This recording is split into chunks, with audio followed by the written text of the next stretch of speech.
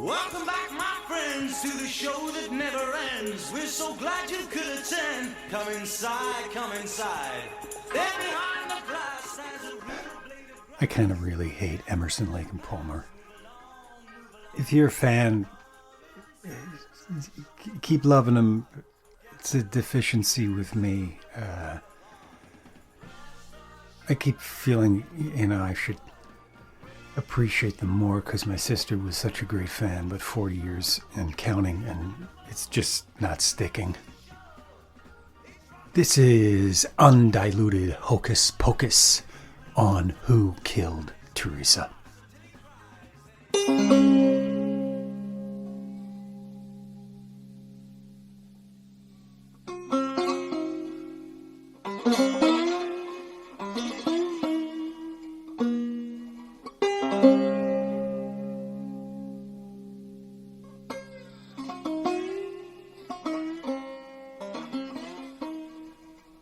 Every family loves a game. Puzzles are a great pastime, a necessary gift every December holiday to get you through the winter blahs of January. One Christmas we gave my dad a puzzle of Tony Esposito, that great Chicago Blackhawks goalkeeper. I just remember a lot of white from that sweater and a lot of ice, too much ice for my liking. Another Christmas, my sister gave him a print of M.C. Escher's Belvedere, sort of this impossible cube building, kind of in a way a reference to Soma. And she told him, "You're an engineer, you figure it out." More recently, the 1,000-piece jigsaw puzzle has made a comeback under 2 years of lockdown. I know I did one myself just this last January.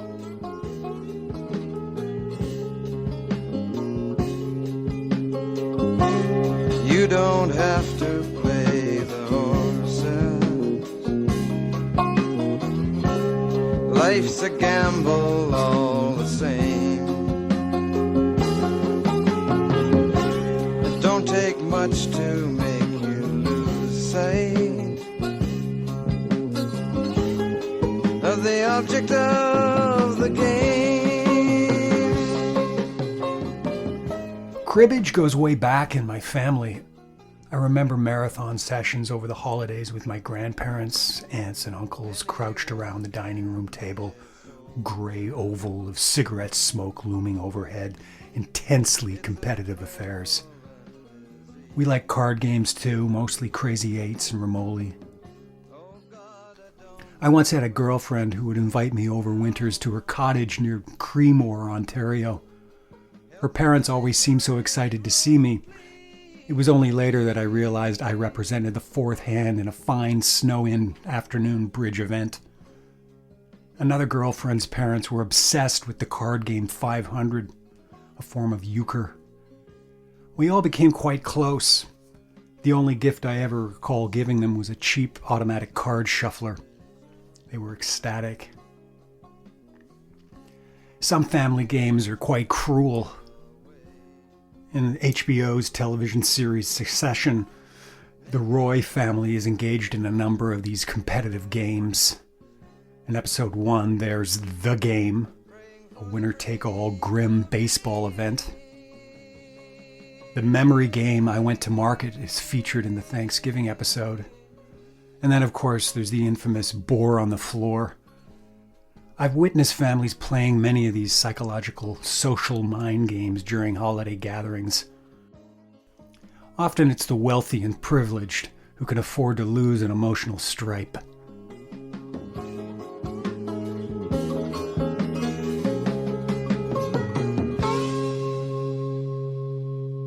I suppose unsolved murder has always been considered as a sort of a game or a puzzle.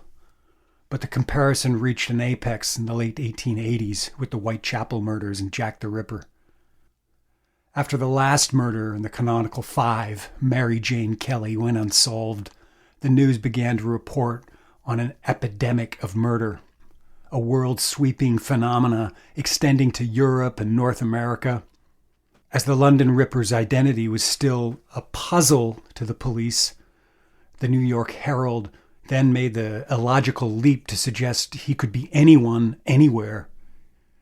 In 1889, the newspaper described a Paris Jack the Ripper sort of sensation, then told of a 60-year-old concierge who had had her throat slashed by 3 hooligans. Not very Ripper-like. The Herald went on to report of a man arrested for attempting to dissect a woman on the banks of the Thames, then proclaimed, "Nobody thinks he is the Ripper." 9 bad jacks, shouted the 1892 headline in the St. Paul Globe, perhaps an allusion to a uniform hand of cards. The Northwestern paper told the tales of Jack the Murderer from Australia and the New York Ripper, all of them puzzles to the police and public. An elderly woman dubbed Shakespeare for her ability to recite long passages from the Bard was known to roam the streets of Lower Manhattan. When Shakespeare was found murdered in a tenement house slashed about the lower abdomen, police at once concluded New York had been paid a visit by the original Ripper. Any ruffian with even a shadow resemblance to the Whitechapel M.O. became suspect. According to the New York Recorder, the city also had a Jack the Slasher, Jack the Smiler, and Jack the Kisser. Jack the Ink Thrower wasn't even a murderer, merely a public nuisance prone to splattering women's skirts with, well, ink. This, and of course, and it only stands to reason, led to copycat, Jack the Water Thrower. You can guess what he did. Jack the Peeper peeped. Jack the Hugger groped. Jack the Hair Cutter. The New York Recorder tells us this title explains itself, but I don't think it does. Do explain. For over 3 months, this gentleman terrorized the Lower East Side by snipping hair locks of women as they window shopped along streets of New York.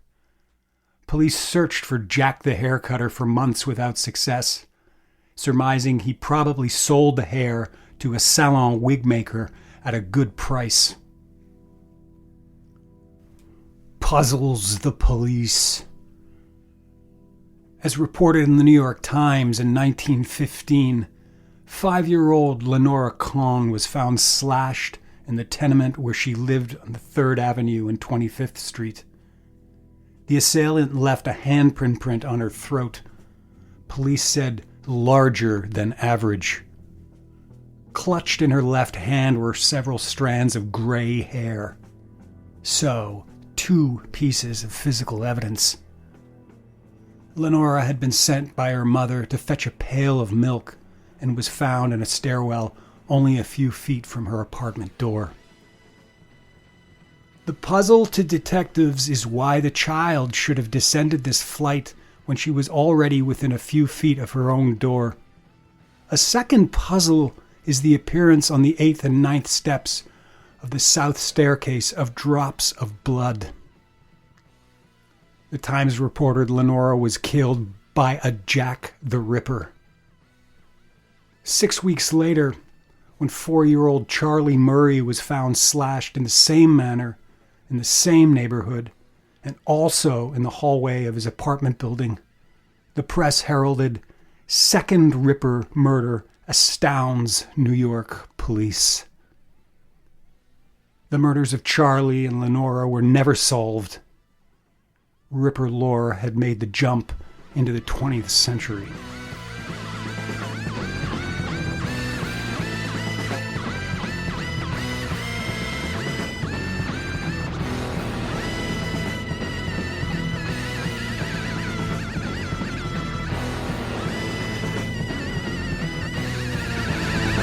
I've been away.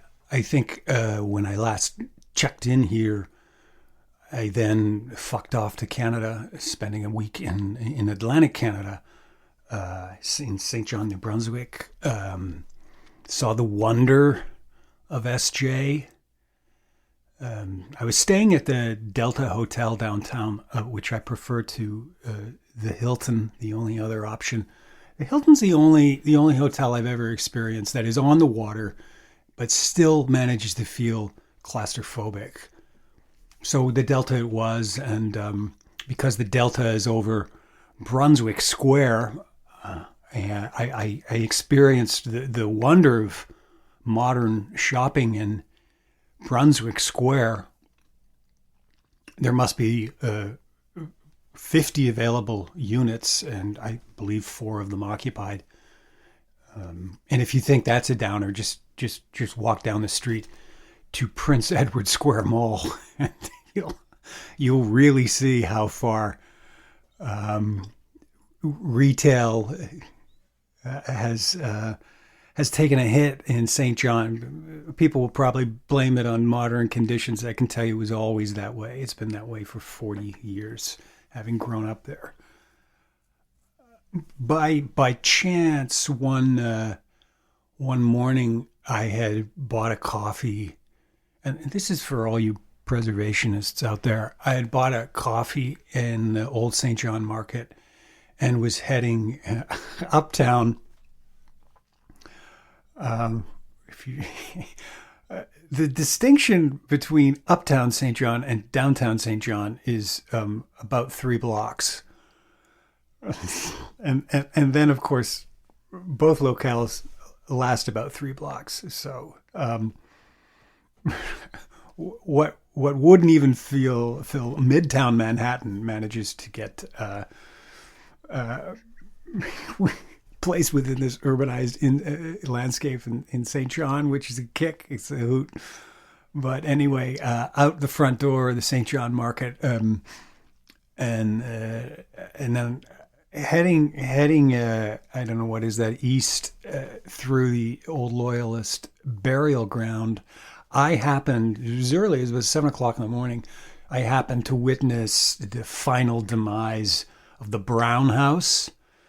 As I was coming up the hill, the Irvings, like thieves in the night, had arrived with a backhoe and were in the process of taking that structure down. There's been a lot of controversy about that building as being one of the only, wooden structures. I don't know if it's pre-1877 St. John fire, but it's wood, and a bunch of people like it and thought it should be saved. And Irving said, no, it's our property. We want to raise it and put it in a park. It's just their business. Look, I'll just say, when I got there, I was confronted with a CBC reporter, of all things, who stuck a mic in my face and said, what do I think about it? I was non-committal. I'm not going to say anything.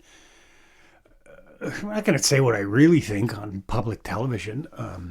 But I'll tell you now, I mean, sitting there watching this backhoe strip away the layers, it confirmed to me what I had already suspected, since it had been a denizen as a meth house for years, that there wasn't anything of value inside. I mean, layer on layer of, cheap wood and formica, cheap tile in bathrooms, it was water heaters, radiators. It was typical crap. That's not historic St. John. I grew up in a historical South End St. John home, so I know what they look like, and that ain't it, man. That thing wasn't worth saving by advocates who probably never lived a day of their life in the South End. Not only did I live there, my parents lived there for 40 years and witnessed, because they could see it from the window of their unit, how over the years that building had become a blighted denizen to the drug culture, and you couldn't police or control it. And no one was going to step in to save it, so it goes. End of story. Scene. The Brown House.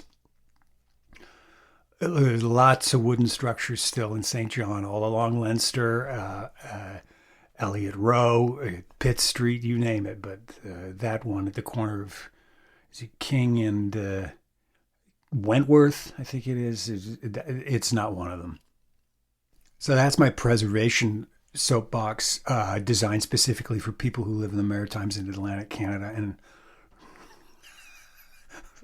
for the 60% of you who live in the United States, I guess you can go fuck yourselves. No. Come on now.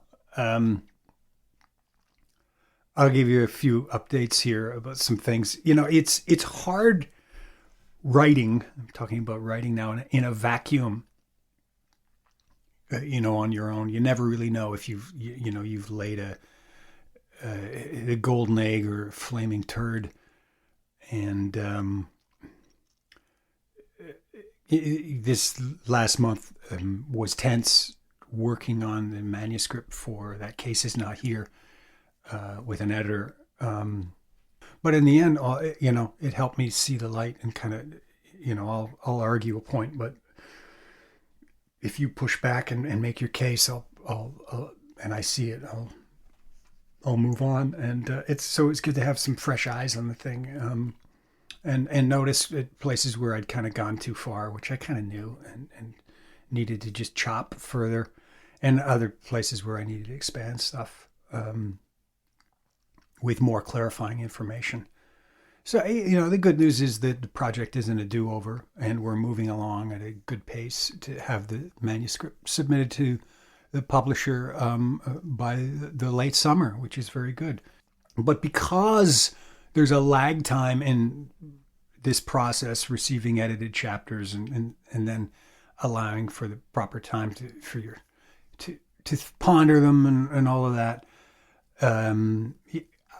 I'm already thinking about a third book project, and I've already discussed that with my people. I knew these people. One idea is to continue with the current formula of like a true crime puzzler, something historical, forgotten, no one's heard of it, blah, blah, blah, blah, in my wheelhouse. The other thought is to kind of flip the script and offer something a little different, not murder, but mass disaster and crisis, something in that sphere. It would still, kind of a theme for me is this sense of the fear and the powerlessness of the individual against these forces, these agencies, institutions. So that still would be the fire. I don't know. I'm still workshopping it. I'm workshopping it. But because of that, I can tell you one idea that, came up again, and I discussed with my agent again about maybe turning this into a book project. But again, just, became floats and jets and now I'm going to say it. I've not disclosed this, but it's probably not going to happen as a book. So I want to say it. It's the 1984 bombing of Montreal's Gare Centrale railway station. That story is still widely remembered, but I have a theory about what happened and why. That's never been explored, and it's been rolling around in my head for a number of years, and I'm sitting on like a shit ton of documents and records, a cache of photos. I mean, I did at one time like a ton of research on this, and it's probably time that I do something with that and just put it aside. I always knew that it would be a hard sell as a book. It doesn't have broad appeal. I don't know how, I don't think an American audience, you'd have to find a way to universalize that. And I'm not good at that. I don't really want to, contemporize it and draw comparisons to, bombings in Paris or in France and things like this. I think that's really kind of easy writing. I keep being pushed into that. Oh yeah, take the historical and tell us why it's relevant today. And I just think, why? Readers aren't stupid. They'll see why it's relevant. You don't have to overtly state a thesis statement or write a manifesto. I think that's cheap and really insulting to audience, reader. You get what I'm saying, because I do it all the time. Talk about a case and you immediately make the connections with today. That's the way it is. But anyway, the bombing of the Montreal railway station, downtown Montreal, might be ripe for a podcast series. So that I'm thinking of that. More on that in just a second. But it's one of the reasons why a lot of the photos I'll put in newsletters and things like that are of Gare Centrale today. I think there was one over Christmas of the Christmas tree in the station. Because I often, every time I'm there, I go and I kind of canvass the place and I know, the locations. I know where the bomb went off and those lockers, which is now a McDonald's, and where the bathroom was, which played a part in the event. There's a tunnel to the Queen Elizabeth Hotel, and that plays a part in that story. So really kind of mapping it, the structure of the whole place. We'll see. If you play dominoes and you've taken a turn at rummy and you like them, then you're going to flip over Domino Rummy. It's a new card game that combines the tactics of dominoes and the strategy of rummy. A card game that will test your willingness to be aggressive and take chances. But most of all, it's fun. It's fun the whole family can enjoy. The Domino Rummy card game. Look for this display in these stores. Get Domino Rummy at all Cleveland area hobby centers and at all Cunningham drugstores. About the podcast. So, look, the end of December was really wrought with, I would suppose, a lot of built up tension and exhaustion, really. I needed to get away to my home. And I'll tell you, this inner voice told me that I was supposed to, if you believe in this stuff, change nothing and continue with immaculate consistency. Change nothing and continue with immaculate consistency. So this is what we're going to do on the podcast front. I'm going to continue to publish Undiluted Hocus Pocus as a podcast, but under the umbrella of Who Killed Teresa, and with an immediate emphasis on the murder part of Problems, Puzzles, and Sometimes Murder. I was going to wait for that a little bit, but let's just cut to the chase and get to what everybody wants and do it with brutal consistencies. And besides, having thought about it, I still have some Quebec investigative muscle to flex in that arena. I'm not finished there. I still got a whole pile of levers that remain unpulled.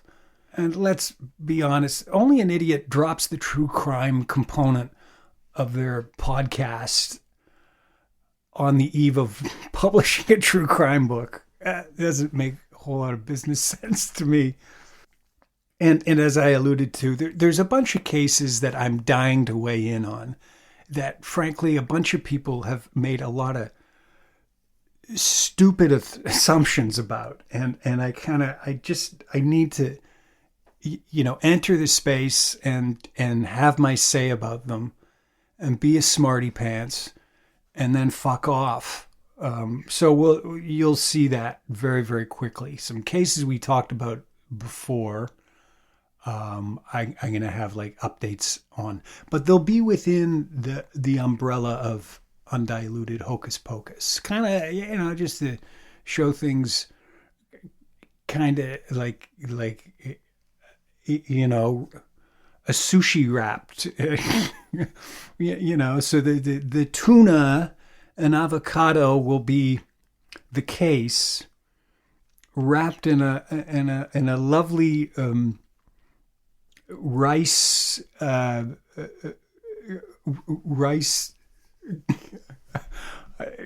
rice thingy of a puzzle or a game or something of that. You get what I'm saying, despite my lack of articulation.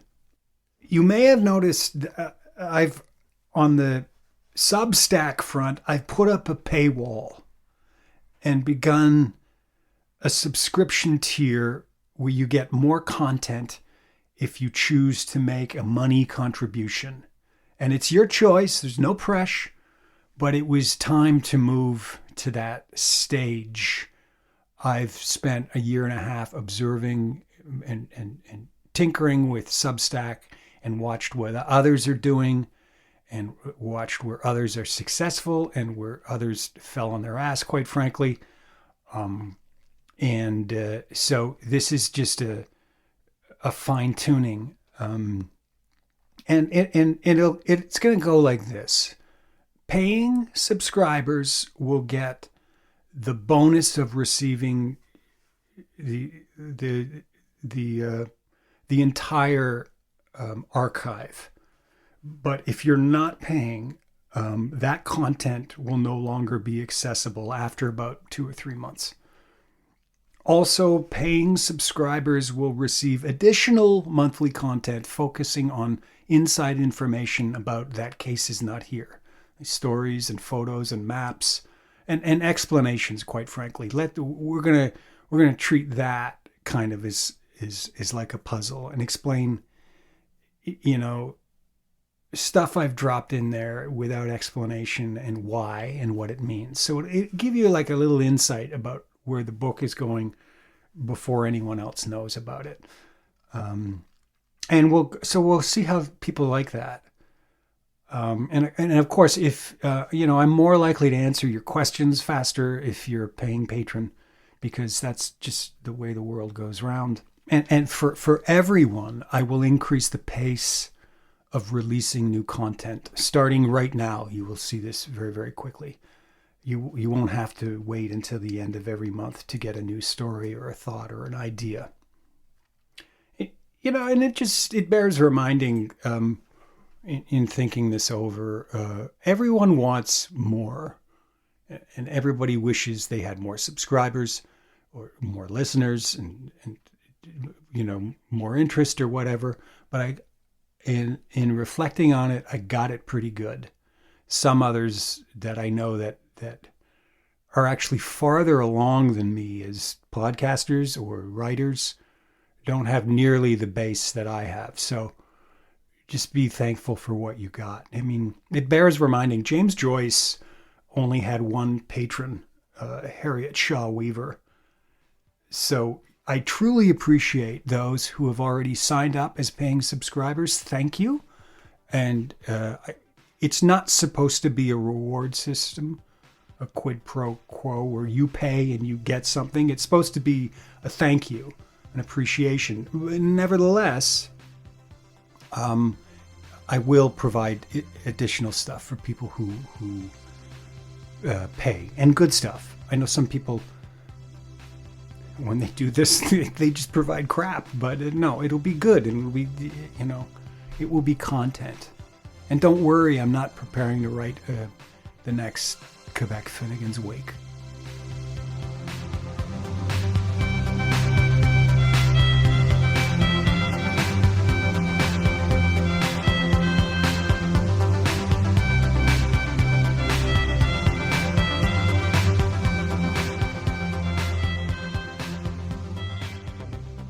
Keeping in mind that the spirit of this Substack is a writing lab to work out ideas, and I never completely know what I'm doing until I've done it.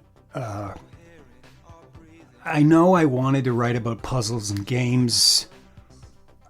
In my heart, I wanted to write a book, a history of puzzles and games, but it wouldn't sell, trust me, because of the epigrammatic nature of that information. You can just go Google it and find the answer. And even putting that information together in interesting ways, that's not going to gel into a book. It just is not. Trust me.